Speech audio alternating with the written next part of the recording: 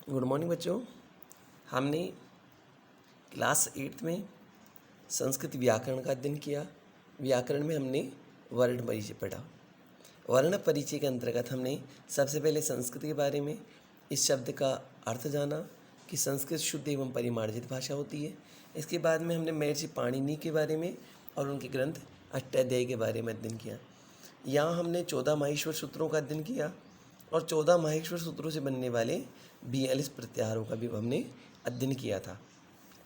प्रत्याहार बनाने की रीति किस प्रकार है उसको हमने समझा। वर्णमाला के बारे में हमने समझा। फिर लिपि वर्ण के बारे में हमने अध्ययन किया। आज हम वर्ण के जो भेद होते हैं, स्वर और व्यंजन, इनके बारे में अध्ययन करेंगे। स्वर किसे कहते हैं और व्यंजन किसे कहते हैं। आइए आज हम सबसे पहले स्वर के बारे में पढ़ेंगे कि स्वर किसे कहते हैं। स्वर की परिभाषा देखते हैं हम। जिन वर्णों का उच्चारण करने के लिए अन्य किसी वर्ण की सहायता नहीं लेनी पड़ती, उन्हें स्वर कहते हैं। सबसे पहले हमारे पास में परिभाषा क्या आई कि जिन वर्णों के उच्चारण में किसी वर्ण की सहायता नहीं ली जाती। स्वयं राजन्ते इति स्वराः। संस्कृत में स्वर की परिभाषा क्या है? स्वयं राजन्ते इति स्वराः स्वर की परिभाषा होती है। भाव यह है कि जिन वर्णों अथवा अक्षरों का उच्चारण स्वतंत्र रूप से अपने आप होता है, किसी अन्य वर्ण की सहायता नहीं लेनी पड़ती, उन्हें स्वर कहते हैं। जैसे स्वर कौन से होते हैं? ए, आ, ई, ऊ, री, री, ए, ऐ, ओ और औ। इनकी संख्या 13 है। तो स्वर के बारे में हमने क्या जाना कि स्वर स्वयं राजन्ते इति स्वराः, जो अपने आप विद्यमान रहते हैं, किसी वर्ण की सहायता उनके उच्चारण में नहीं ली जाती, वो अपने आप में स्वतंत्र होते हैं, तो उन्हें हम क्या कहते हैं? स्वर। स्वर की कुल संख्या कितनी है? स्वर की कुल संख्या 13 है। अब देखिए स्वरों का वर्गीकरण, अगला टॉपिक हमारे पास में स्वरों का वर्गीकरण। उच्चारण काल अथवा मात्रा के आधार पर स्वर 3 प्रकार के होते हैं। उच्चारण काल या मात्रा के आधार पर स्वर के कितने भेद हो गए? स्वर के 3 भेद हो गए। किसके आधार पर? उच्चारण काल अथवा मात्रा के आधार पर। सबसे पहला है हमारे पास में ह्रस्व स्वर, दूसरा है दीर्घ स्वर और तीसरा है प्लुत स्वर। सबसे पहले हम ह्रस्व स्वर के बारे में पढ़ेंगे। जिन स्वरों के उच्चारण में केवल एक मात्रा का समय लगे, उसे कम से कम समय में बोला जाए, उन्हें हम स्वर कहते हैं। यानी जिनके उच्चारण में केवल एक मात्रा का समय लगता है, एक मात्रिकम तु ह्रस्वम। संस्कृत में सूत्र होता है एक मात्रिकम तु ह्रस्वम, यानी एक मात्रा का जो वर्ण होता है उसे ह्रस्व वर्ण कहते हैं या लघु वर्ण कहते हैं या छोटा वर्ण कहते हैं। आगे देखिए इसमें ए, ई, ऊ, री और री, इनकी संख्या 5 है। इनमें कोई अन्य स्वर या वर्ण मिश्रित स्वर नहीं होता, वर्ण मिश्रित नहीं होता। इन्हें मूल स्वर भी कहते हैं। अब आपसे पूछ लिया जाए मूल स्वर कितने होते हैं, तो आपका आंसर क्या रहेगा कि मूल स्वर 5 रहते हैं। कौन कौन से? ए, ई, ऊ, री और री। ह्रस्व के बारे में आपने समझा कि जिनके उच्चारण में एक मात्रा का समय लगे या कम से कम समय लगे, उसे हम ह्रस्व कहते हैं। ह्रस्व की संख्या कितनी होती है? 5 होती है और ये मिश्रित नहीं होते और इन्हें मूल स्वर भी कहते हैं। इसके बाद में हमारे पास में आता है दीर्घ स्वर। जिन स्वरों के उच्चारण काल में ह्रस्व स्वरों की अपेक्षा दुगुना समय लगे, अर्थात 2 मात्राओं का समय लगता है, उसे दीर्घ स्वर कहते हैं। यानी ह्रस्व से जिसमें दुगुना समय लगेगा उसे हम क्या कहेंगे? दीर्घ स्वर। जैसे यहाँ पर है हमारे पास में आ, तो आ का निर्माण कब होता है? जब 2 ए मिलते हैं, ए प्लस ए बराबर आ होता है। तो ह्रस्व से दुगुना समय लगा, ए प्लस आ, तो ए प्लस ए बराबर आ हो गया। इसी प्रकार हमारे पास में देखिए ये यहाँ पर दीर्घ री है, दीर्घ ऊ है, दीर्घ री है, ए, ओ, आई और औ। इनकी संख्या कुल कितनी है? 8। तो हमने दीर्घ के बारे में पढ़ा कि दीर्घ में ह्रस्व से दुगुना समय लगता है, 2 मात्राओं का समय लगता है, इसलिए इसे द्विमात्रिक भी कहते हैं। इसमें हमने देखा इनकी संख्या कितनी होती है?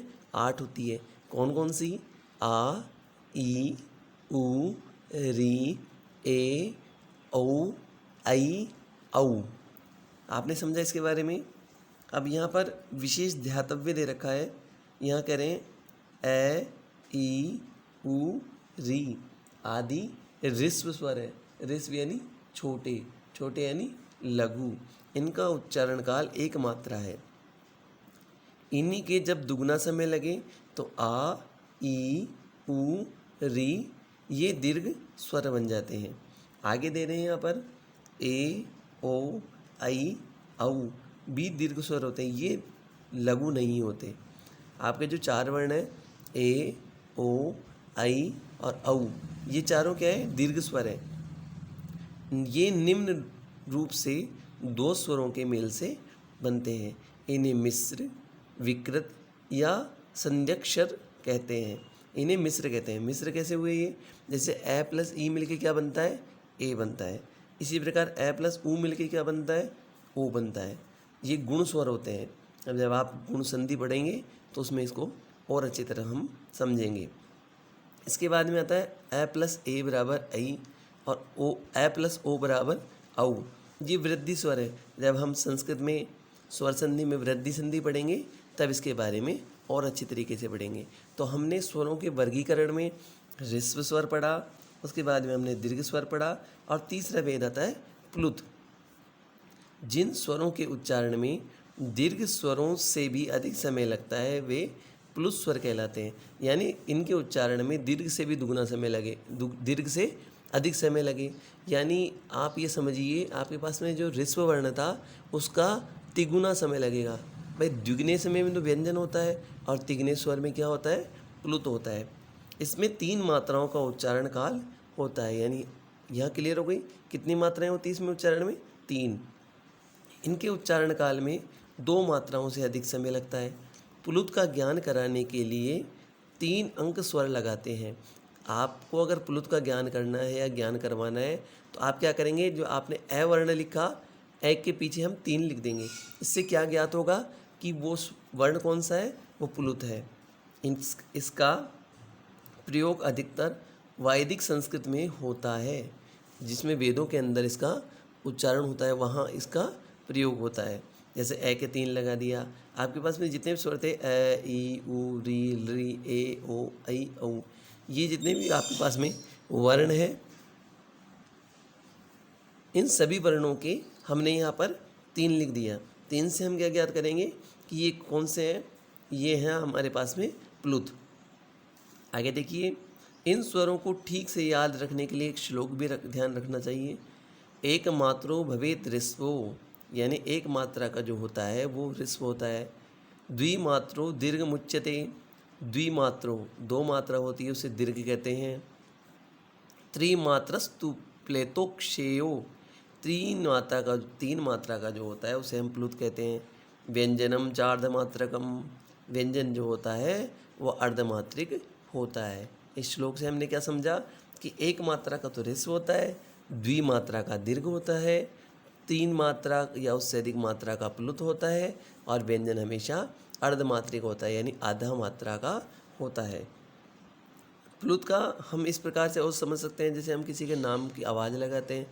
जैसे हमने आवाज़ लगाई जैसे हरी, तो ई की मात्रा जो है वो लंबे समय तक बोली। इससे हमें क्या पता लगता है कि लास्ट वाला जो वर्ण है उसमें उच्चारण में अधिक समय लग रहा है। इस वजह से ई की मात्रा कौन सी होगी? प्लुत। आगे देखिए ध्यातव्य।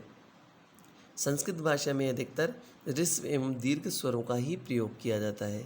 इनकी संख्या 13 मानी गई है। संस्कृत में कौन कौन से माने गए हैं? ह्रस्व और दीर्घ का ज़्यादा प्रयोग होता है और संख्या कितनी मानी गई है इसमें? 13। ह्रस्व, दीर्घ और प्लुत स्वरों को मिलाकर कुल संख्या 22 है। इसमें 5 ह्रस्व, 8 दीर्घ और 9 प्लुत होते हैं। संस्कृत भाषा में जिन स्वरों का प्रयोग होता है वे निम्न हैं, जैसे ए, ई, उ, री और री। ये कौन से हैं? ये ह्रस्व स्वर है हमारे पास में। फिर है आ, ई, उ और री, ये दीर्घ है।